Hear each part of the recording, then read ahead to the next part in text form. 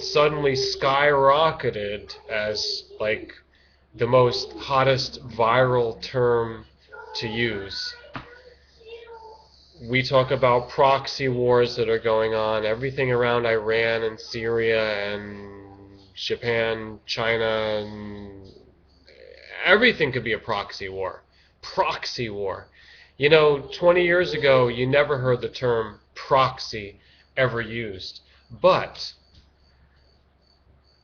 it's basically proof that people's awareness is expanding. Having said that, let's take the awareness that we have and apply it a little bit to things that were going on 20 years ago, or things that were going on 40 years ago and 60 years ago, in terms of the proxy war term, in terms of Cold War, in terms of hot war, in terms of alliances and axis of evil. Let me give you an example that you maybe could start with, or make up many dozens of your own to focus on. Just choose, pick and choose. Back in the 80s, there was a major violent conflict between Iran and Iraq.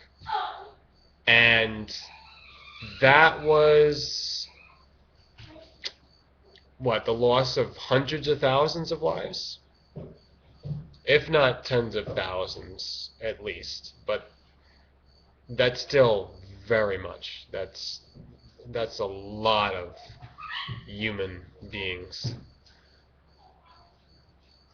Why do you think Iraq was pitted against Iran? Why do you think Iran was pitted against Iraq?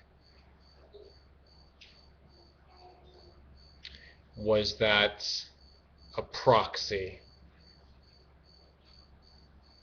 Were both proxies? Take a look in the 80s also. In fact, it started in the 1970s. The Soviet Union got involved with Afghanistan. Was that some kind of a proxy? And then the tables are turned and you've got the United States empire fighting Afghanistan. Is that a proxy too? But the tides have turned? So there's a lot of examples. Let's just start with that first one because it's actually apropos.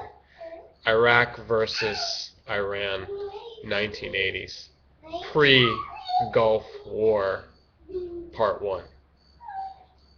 And see if you can gain an awareness on that. Because I'll give you the axiom in case you haven't heard it yet. If we do not understand history, we are doomed to repeat it over and over and over again. And I say, to be more clear, the mistakes of history. You looking at an election now? That's a joke.